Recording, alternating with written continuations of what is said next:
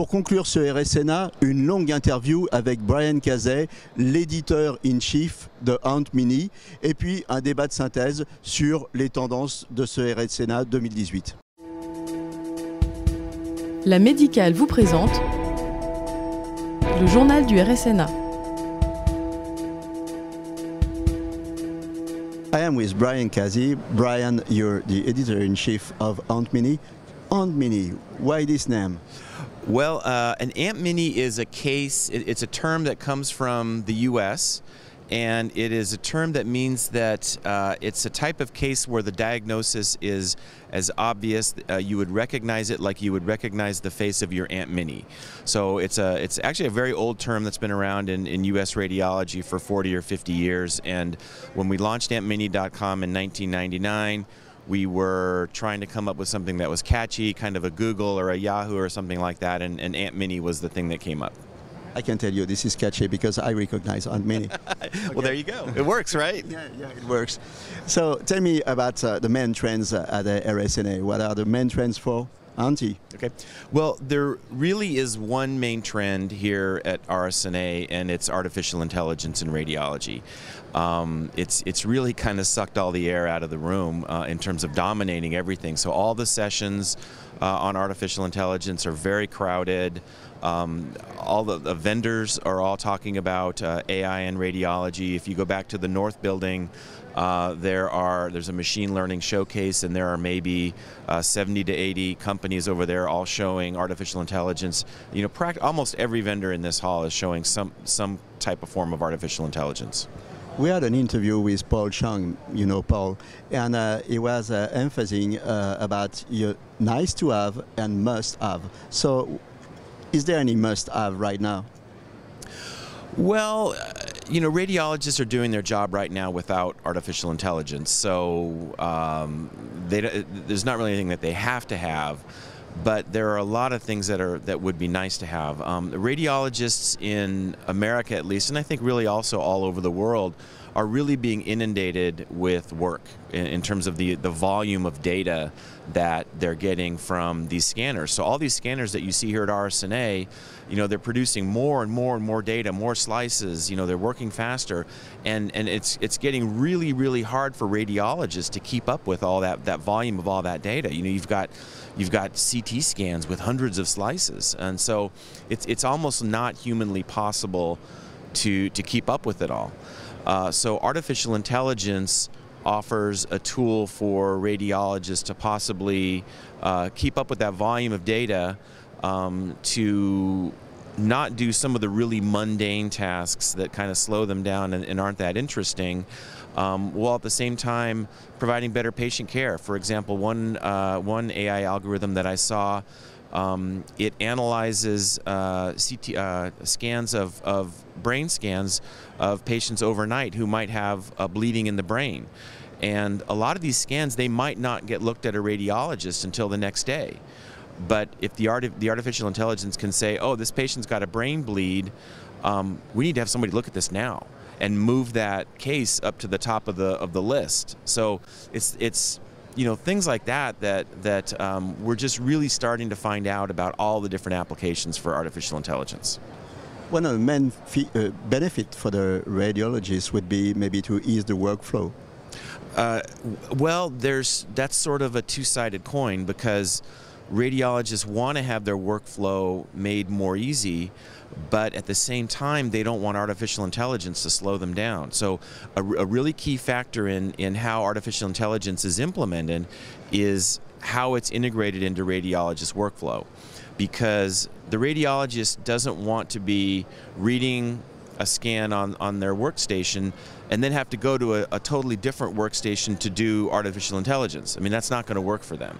And they may not even want to go to another screen on the same computer. So the key thing is, how do we present AI findings to radiologists in a way that won't slow them down and will improve their workflow, make them more efficient. So that's going to be the really important thing. I mean, it's going to be important for the algorithm to work and identify a brain bleed when there's a brain bleed, but also it's going to be really important that radiologists are able to use that algorithm quickly and efficiently that doesn't slow them down.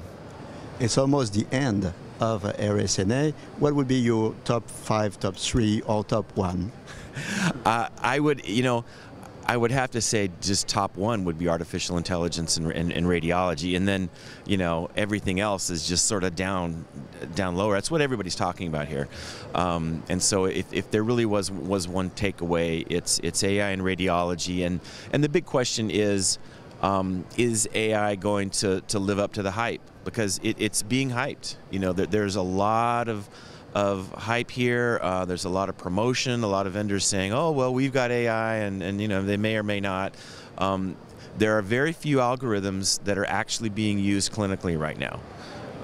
And so we're at a very, very early stage of adoption. And Dr. Chang, he's got a very nice analogy to being on a roller coaster. The roller coaster, right? The roller coaster.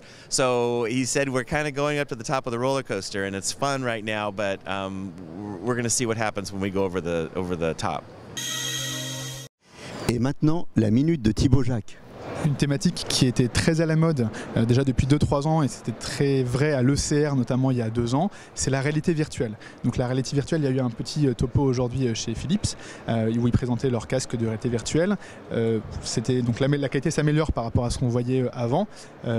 Moi j'ai encore un peu du mal à voir comment ça peut s'intégrer facilement dans un workflow patient, même si c'est vrai que le coût a l'air encore assez acceptable. Ce qui était très intéressant aujourd'hui, c'est qu'ils ont montré leurs applications en radio interventionnelle. C'est vrai que c'est des choses qu'on peut attendre dans une salle d'angio ou dans une salle de RI, pour pouvoir avoir accès à des données de réalité virtuelle, pour pouvoir un peu piloter la salle à distance, voir mieux les reconstructions qu'on a pu faire avant la procédure, et puis faire un follow-up pendant et post-procédure qui peut être simplifié par des outils finalement assez efficaces. Donc on attend de voir si ça va réellement arriver sur le terrain d'ici quelques années. So as far as I understand, you're a 3D printing company, and what you do is you print stuff either for education, like this one, or to prepare surgery, like this one. Is this correct? That is correct.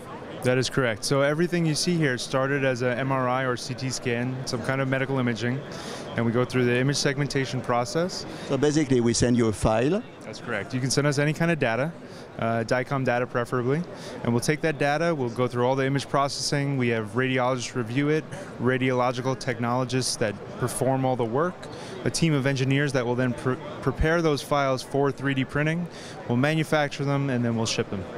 And you ship all over America? We'll ship all over the world. All over. Absolutely. You can send us the files from anywhere in the world, and we'll send the package anywhere in the world.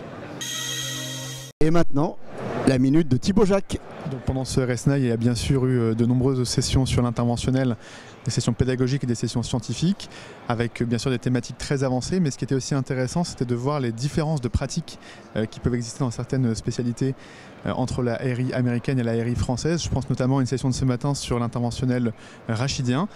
C'était très intéressant de voir les pratiques américaines qui finalement, en tout cas ce qui nous était présenté ce matin, étaient très basées sur de l'infiltration sous scopie, quasiment pas ou très peu d'infiltration scanographique, et en tout cas n'ont pas été débattues les problématiques du choix des corticoïdes, parce qu'on sait qu'en France il y a un vrai sujet sur la question.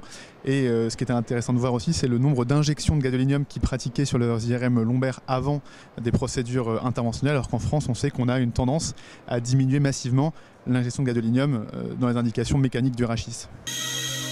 On arrive au terme de ce RSNA, donc c'est le moment d'une synthèse. Alors je vais vous proposer des mots qu'on a entendus. Alors le premier, c'est AI, IA, suivant français-anglais, intelligence artificielle.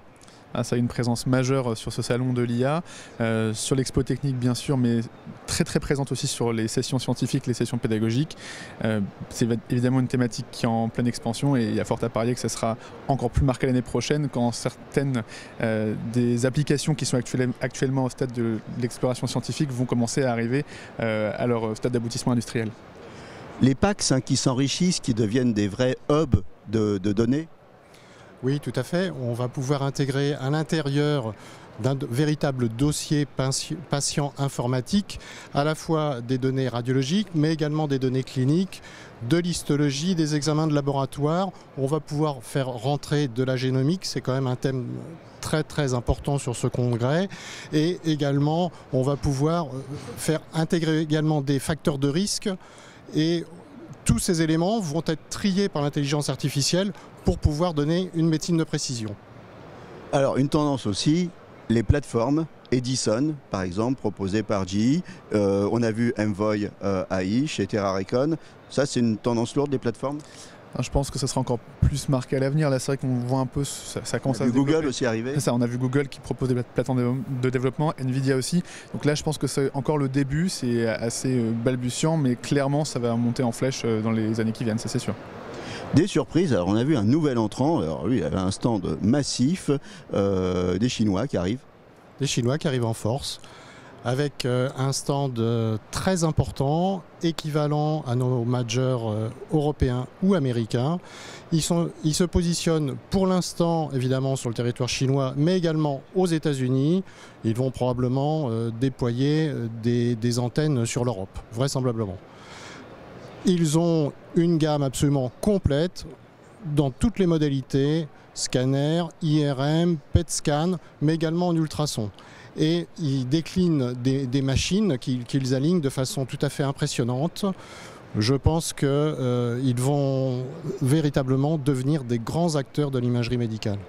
On a fait aussi une interview de Paul Chang, justement sur l'intelligence artificielle, et il a fait une différenciation entre nice to have et must have.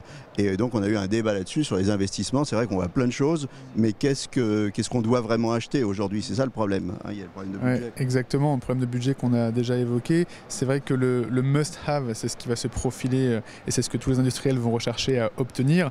Là, on a encore beaucoup d'applications qui sont nice to have. Il n'y a pas vraiment d'utilisation qui se détache comme must-have, mais il y a fort à penser que très bientôt on va commencer à en avoir. Il y a déjà des choses qui s'implémentent dans des hôpitaux en France qui commencent à s'implémenter. Je pense que les premiers retours d'expérience vont parler dans l'année qui vient. On va déjà avoir des premiers retours de centres hospitaliers, voire d'activités libérales qui vont commencer à venir vers nous. Donc on aura plein de choses à dire l'année prochaine. Exactement. Voilà.